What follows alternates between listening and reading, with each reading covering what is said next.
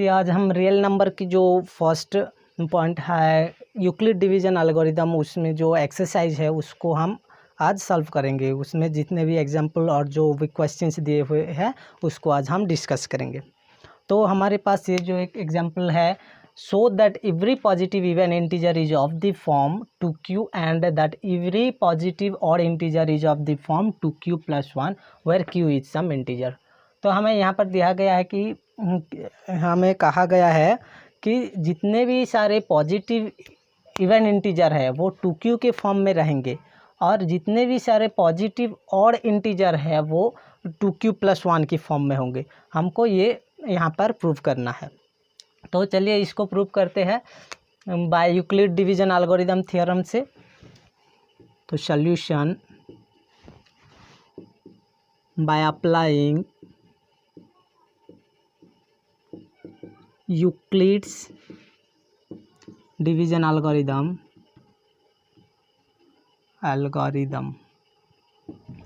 तो let A B any positive integer, A B any positive integer.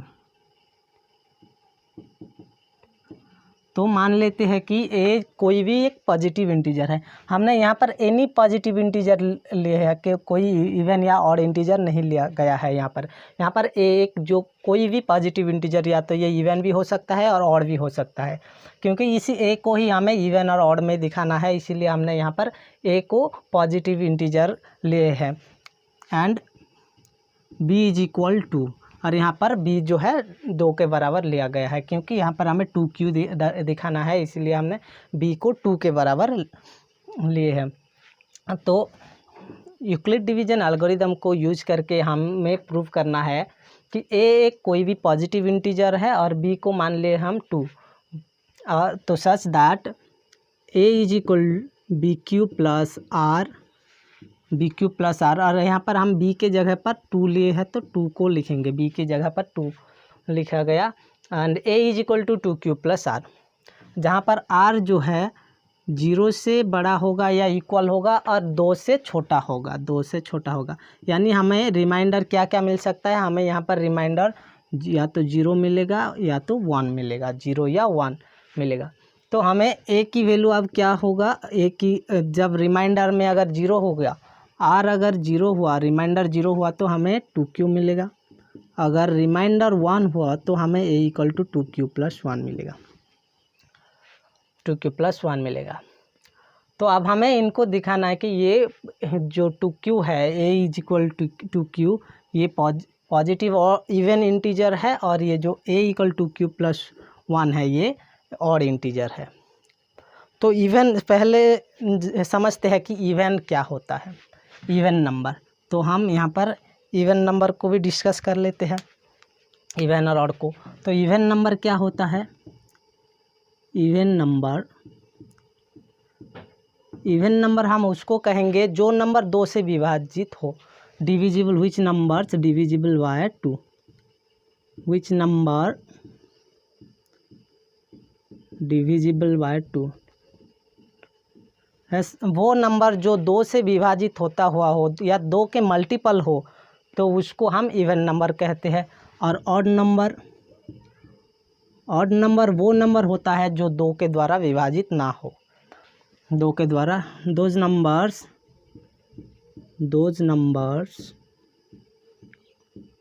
which do not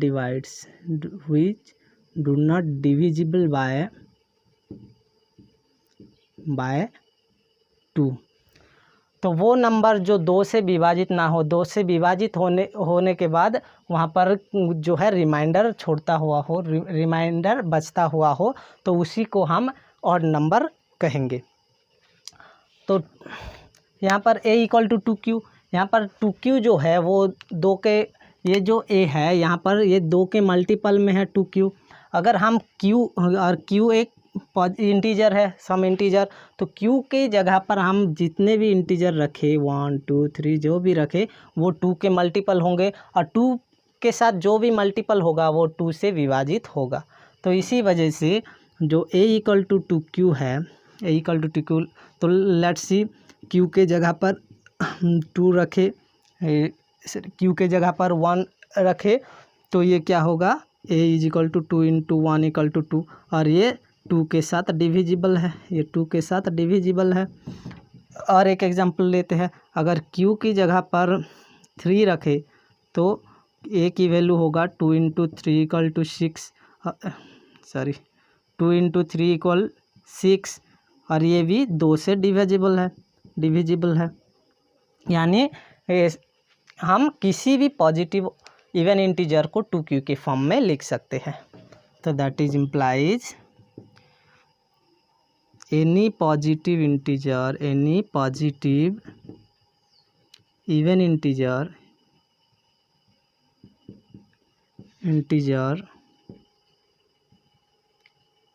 can be written in the form of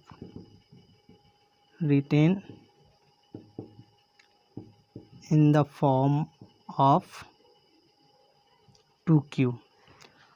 और उसी तरह 2q कोई even number में अगर 1 add की जाए इवन नंबर में, उसी तरह किसी भी इवन नंबर पर 1 अगर ऐड किया जाएगा तो वो जो है ऑड नंबर देगा, और वहाँ पर हमें ऑड नंबर मिलेगा।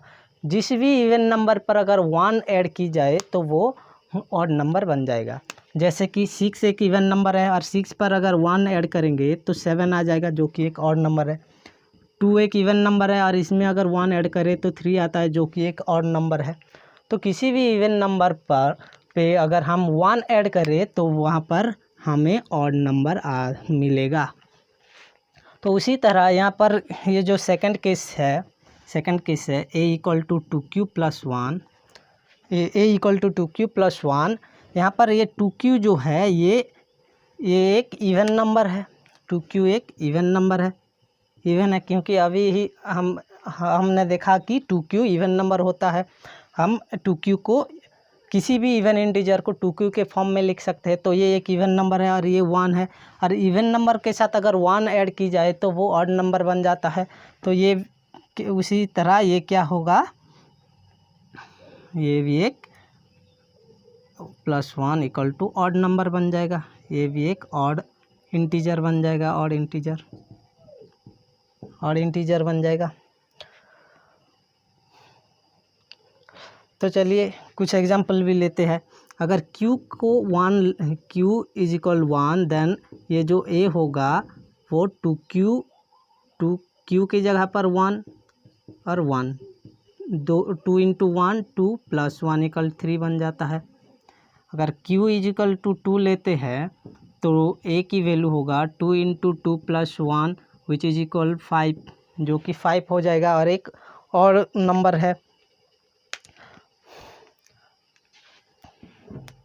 देयरफॉर तो इससे हम इस निष्कर्ष में पहुँचे कि किसी भी इवन इंटीजर को हम 2q के फॉर्म में लिख सकते हैं, और जो भी ऑड इंटीजर है उसको हम 2q प्लस 1 के फॉर्म में लिख सकते हैं। तो therefore hence it is proved that any even integer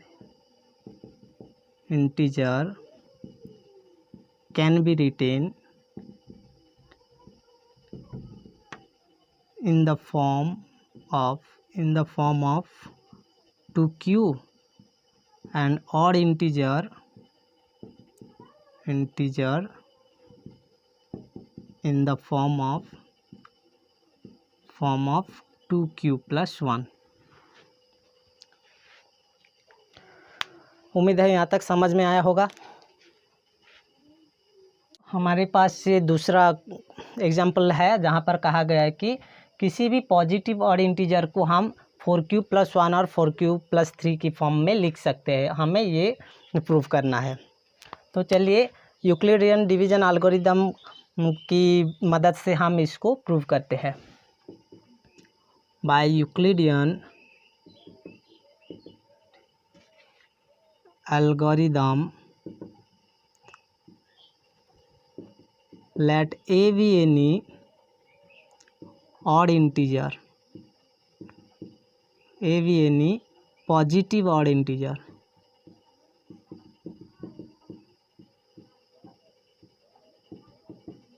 positive odd integer.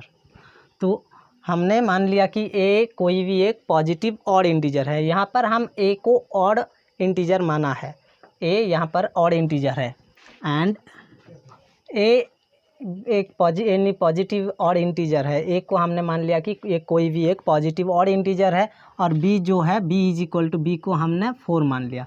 यहाँ पर 4 क्यों माना? क्योंकि हमें यहाँ पर 4 क्यू दिखाना है, इसीलिए हमने यहाँ पर 4 लिया। Such that A is equal B की जगह पर 4 क्यू प्लस आर, और ये जो आर है ये 0 से बड़ा होगा या इक्वल होगा और 4 से छोटा होगा, 4 से छोटा होगा। यानी हमें रिमाइंडर यहाँ से क्या मिलेगा? रिमाइंडर 0 होगा, 1 2 या 3 इनमें से कोई भी रिमाइंडर हो सकता है। तो हमारी जो पॉसिबिलिटी है इंटीजर की, जो possibility of integer, possibility of odd integer,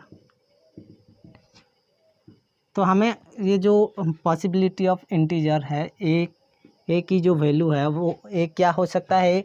4 Q हो सकता है।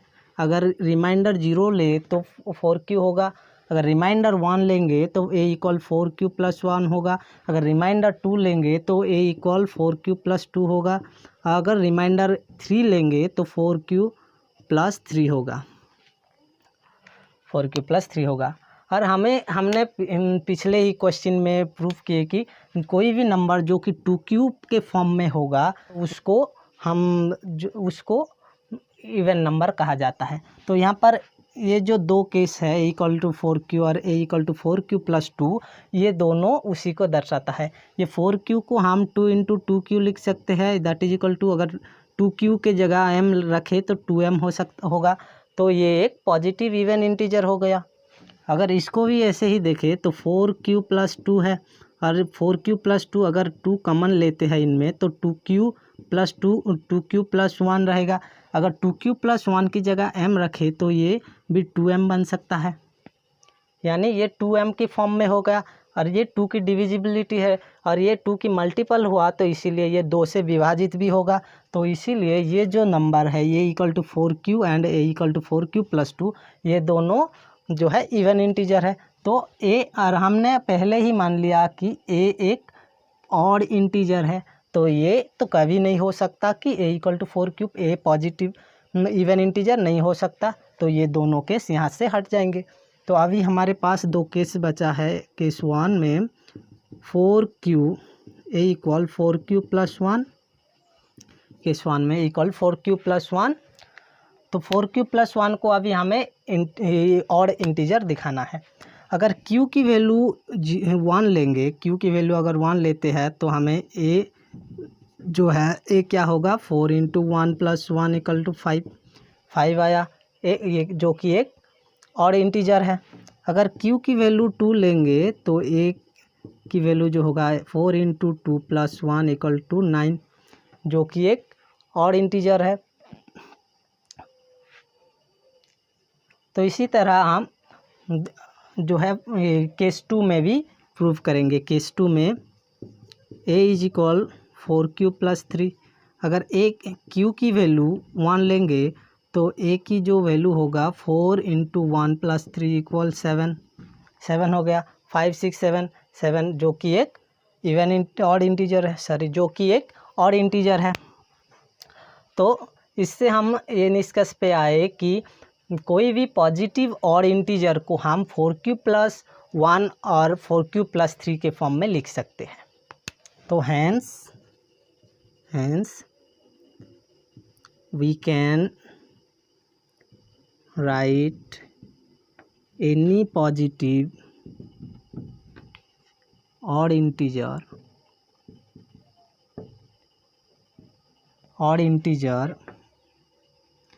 hence we can write any positive odd integer in the form of 4q plus 1 और 4q plus 3। तो उम्मीद है यहाँ तक आपको समझ में आया होगा। तो यहाँ पर हमने समझा कि किसी भी पॉजिटिव ऑड इंटीजर को हम 4q प्लस 1 और 4q प्लस 3 के फॉर्म में लिख सकते हैं। तो चलिए अगली क्वेश्चन की तरफ। तो इस क्वेश्चन में हमें दिया गया है कि ए स्वीट सेलर हैज़ 420 काजू बर्फी एंड 130 बादाम barfi. She wants to stack them in such a way that each stack has the same number and they take off the least area of the tree. What is the number of that can be placed in each stock for this purpose? तो हमें इस question में कहा गया है कि एक sweet seller के पास 420 काजू बर्फ़ी है और 130 बादाम बर्फ़ी है, और वो चाहती है कि वो ऐसा स्टॉक बनवाए जहाँ पर सेम नंबर ऑफ बर्फियाज रहे और कम से कम ट्रे की एरिया कवर करे। यानी वो चाहता है कि स्टॉक बनाना चाहता है जिसमें जितने भी स्टॉक बनाएगा उनमें सेम नंबर ऑफ बर्फियाँ रहेंगे। ये जो दोनों बर्फियाँ है, काजू बर्फ़ी और बादाम बर्फ़ी, ये दोनों सेम नंबर ऑफ बर्फियाँ उस स्टॉक में रहे जितने भी स्टॉक बनाएंगे, और वो सबसे कम स्टॉक बनाना चाहता है ताकि उसकी एरिया कम कवर हो। अगर ज़्यादा स्टॉक बनाएगा तो एरिया भी ज़्यादा लेगा, और कम स्टॉक बनाएगा तो ट्रे की एरिया कम लेगा। अगर स्टॉक कम बनाएंगे तो हमें ज़्यादा बर्फ़ी उसमें रखना पड़ेगा। अगर बर्फ़ी एक स्टॉक में ज़्यादा रहेगा तभी जाकर ही जो स्टॉक है वो मिनिमम बनेगी। तो इसको हम यूक्लिड डिवीज़न एल्गोरिदम की मदद से सॉल्व करते हैं। चलिए, solution by applying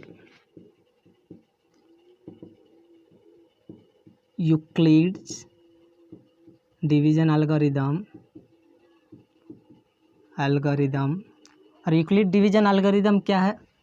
that is A is equal B Q plus R, where A is greater than B and R जो है 0 से बड़ा या इक्वल होगा और बी से छोटा होगा। तो हमें यहाँ पर दिया गया है 420 एंड 130, और हमें यहाँ पर HCF निकालना है, HCF of, okay. Now to find highest common factor of 420 and 130, 420 और 130 की हाईएस्ट कॉमन फैक्टर निकालेंगे। तो यहाँ पर 420 इज ग्रेटर देन 130, 420 130 से बड़ा है, तो 420 इज इक्वल टू 130 एंड 130 कितने में जाएगा? 420 13 3 जा 39 एंड 130 इंटू 3 इज इक्वल 390 होगा, और 390 में 30 ऐड करने पर 420 आएगा। तो 130 इंटू 3 प्लस 30, तो हमें यहाँ पर रिमाइंडर 0 नहीं मिला। रिमाइंडर अगर 0 होता तो 130 को हम इसकी हाईएस्ट कॉमन फैक्टर मान लेते, लेकिन हमें यहाँ पर रिमाइंडर 0 नहीं हुआ, तो और इसी प्रोसेस को आगे बढ़ाएंगे। तो अब हम 130 और 30 को की हाईएस्ट कॉमन फैक्टर निकालेंगे। तो 130 इज इक्वल 34 जा 120 प्लस 10, 34 जा 120 प्लस 10 इक्वल 130। तो हमें यहाँ पर भी रिमाइंडर 0 नहीं आया, तो रिमाइंडर 0 नहीं आया, इसीलिए इसी प्रोसेस को आगे बढ़ाएंगे। जैसे कि अब 30 और 10 की हाईएस्ट कॉमन फैक्टर निकालेंगे। तो 30 और 10 की हाईएस्ट कॉमन फैक्टर क्या होगा? 30 एंड 10, 10 इंटू 3 30 में रिमाइंडर बचा 0। तो अब यहाँ पर हमारी रिमाइंडर 0 आ गया, तो इसीलिए हमें जो यहाँ पर जो डिवाइजर है, यहाँ पर जो डिवाइजर है ये इसका हाईएस्ट कॉमन फैक्टर होगा। तो highest common factor of 420 and 130 is equal 10। तो highest common factor of 420 and 130 is equal 10। तो यहाँ पर हमें कितनी स्टॉक बनानी पड़ेगी? 10 स्टॉक। तो हमें कम से कम एरिया लेने के लिए कितनी स्टॉक बनानी पड़ेगी? 10 स्टॉक बनानी पड़ेगी। Then the required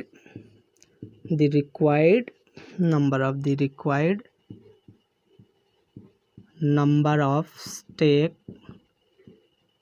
is 10। तो इस एक स्वीट सेलर को 10 स्टॉक अगर वो बनाता है तो उसमें कम नंबर ऑफ एरिया ट्रे की कवर करेगा, और जिसमें सेम नंबर ऑफ बर्फीज रहेंगी।